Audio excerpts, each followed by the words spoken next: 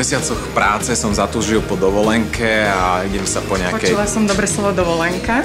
Pozrieť. Áno, som na správnom mieste, keď chcem riešiť dovolenku? Ale áno, určite.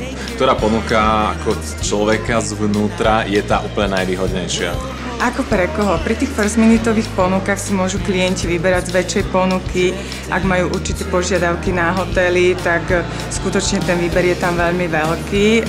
Pri tých last minutoch zostávajú hotely, ktoré sa nepredali, takže ten výber je tam oveľa menší. Ktoré tie destinácie sú také, že by sme im mohli trošku venovať pozornosť zvýšenú? Tá ponuka je veľmi veľká, ale z Bratislavy by som teraz možno spomenula, že sa lieta do Spojených arabských emirátov, čo je taká novinka tohtoročná, takže ale tá ponuka je veľmi široká. Máte, predpokladám, aj veľmi náročných klientov, stretli ste sa s nejakými naozaj bizarnými požiadavkami?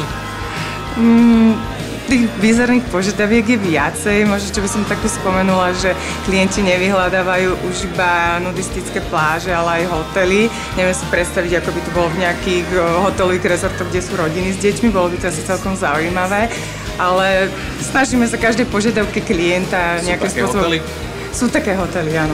Je ich málo. Čiže viete vyhovieť aj takýmto požiadavkám? Áno.